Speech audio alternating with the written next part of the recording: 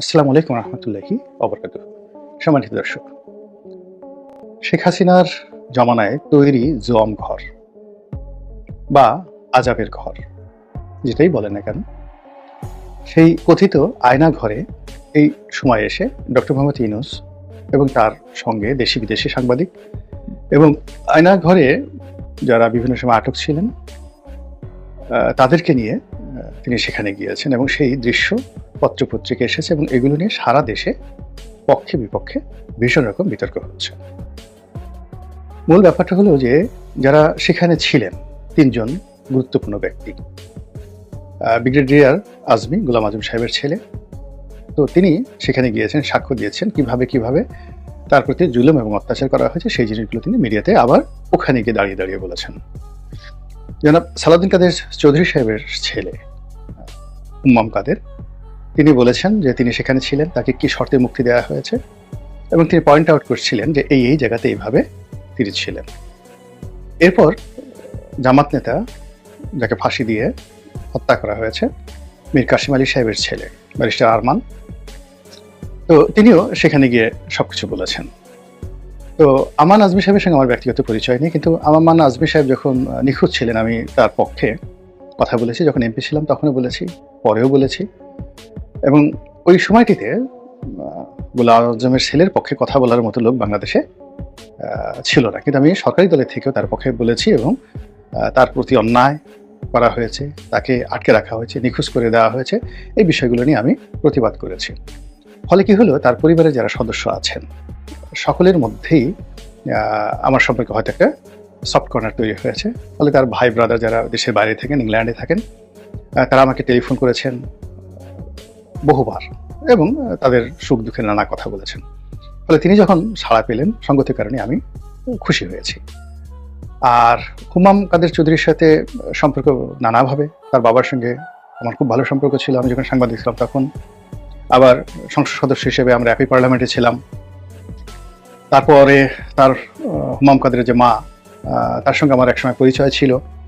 এই পুরো পরিবারটির সঙ্গেই আমার ব্যবসায়িক সম্পর্ক ছিল, সালাউদ্দিন কাদের চৌধুরী, সাইফুদ্দিন কাদের চৌধুরী, গিয়াস কাদের চৌধুরী, জামালউদ্দিন কাদের চৌধুরী, সবার সঙ্গেই। সেই সুবাদে হুম্মাম আমার অনেকটা বড় ভাইয়ের ছেলের মতো।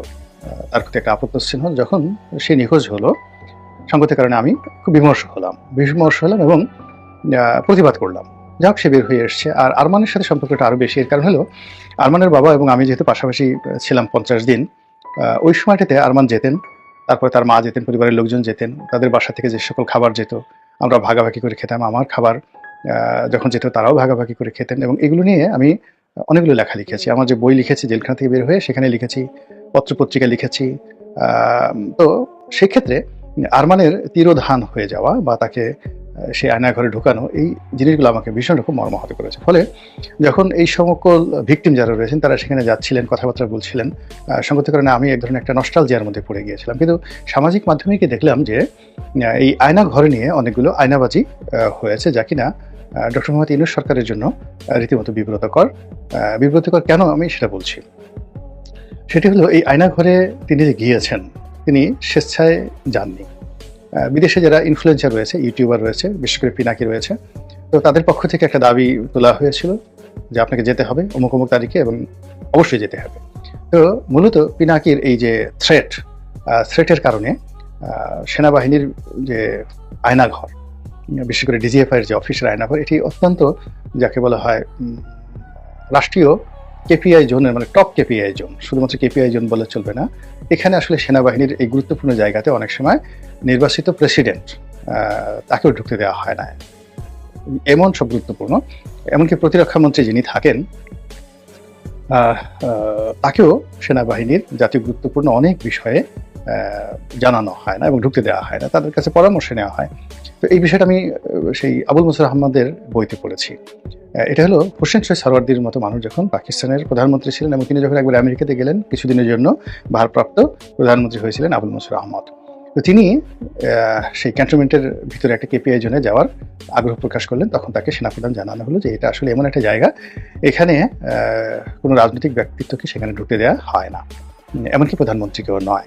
তো তিনি তখন প্রশ্ন করলেন যে আমার পরিবর্তে যদি হোসেন শহীদ সরওয়ার্দি হতেন, তো বলে যে একই সিদ্ধান্ত এই ব্যাপারে, এটাই বাস্তবতা।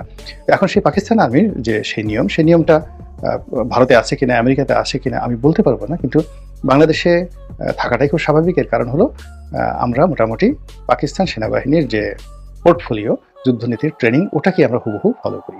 তো সেই দিক থেকে ক্যান্টনমেন্টের যে গোপনীয় জায়গা, তারপরে ক্যান্টনমেন্টের প্রবেশাধিকার থেকে শুরু করে কিছু কিছু অফিস, বিশেষ করে সেনা গোয়েন্দা, অর্থাৎ মানে সেনাবাহিনীর একটা গোয়েন্দা ইউনিট আছে, আর সশস্ত্র বাহিনীগুলোর যে সম্মিলিত যে গোয়েন্দা ইউনিট, যেটাকে ডিজিএফআই বলা হয়।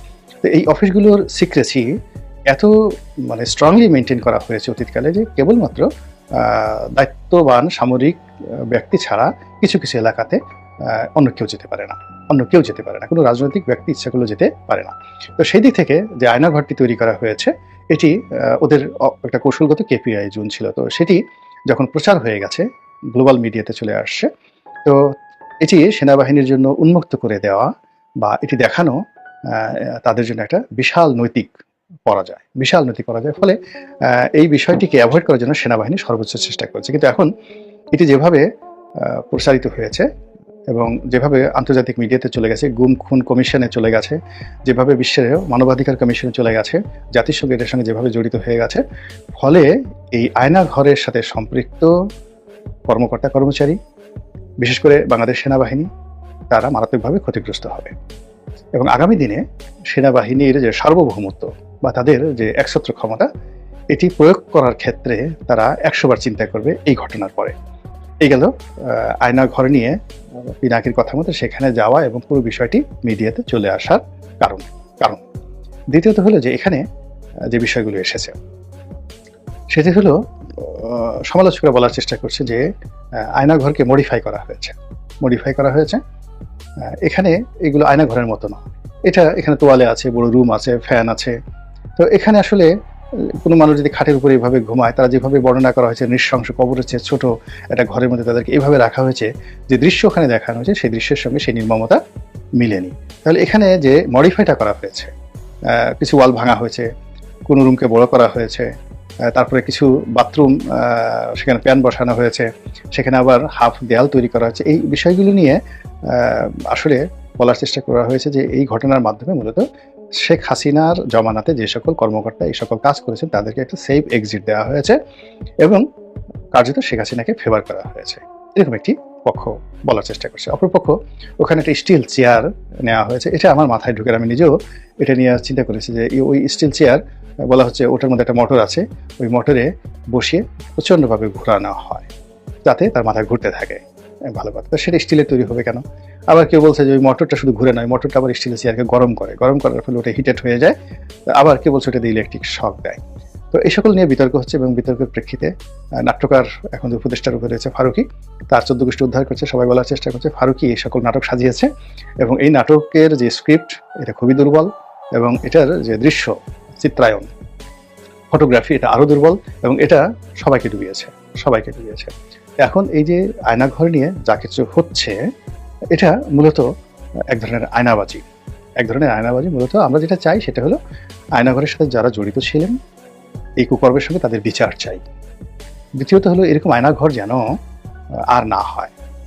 আমরা 32 নম্বর যেভাবে আপনারা ভেঙেছেন তার চেয়ে আরও নির্মমভাবে আয়নাঘরকে আপনারা ভেঙে গুড়িয়ে দিন, এটাকে সংরক্ষণ করার দরকার নেই, দেখানোর দরকার নেই। কিন্তু দেশের স্বাধীনতা এবং সার্বভৌমত্বের প্রতীক যে সেনাবাহিনী, সেই সেনাবাহিনীর স্পর্শকাতর কিছু কর্মকাণ্ড, সেটা অন্যায় হোক ভুল হোক যা কিছু হোক, সেগুলোকে সামনে এনে টানা হেঁচড়া করার ফলে কি হচ্ছে, এই সেনাবাহিনী পুলিশের মতো হয়ে যাচ্ছে, সেনাবাহিনী আনসারের মতো হয়ে যাচ্ছে। কদিনের পর যদি বলা হয় সেনাবাহিনী চৌকিদার হয়ে গেছে, যেটি ইন্ডিয়াতে বলা হয় যে নরেন্দ্র মোদীকে বলা হয় চৌকিদার চোর হ্যায়। রাহুল গান্ধী পার্লামেন্টে বসে বলছে যে এই রাষ্ট্রের যে চৌকিদার নরেন্দ্র মোদী, সেই চৌকিদার এখন চোর হ্যায়।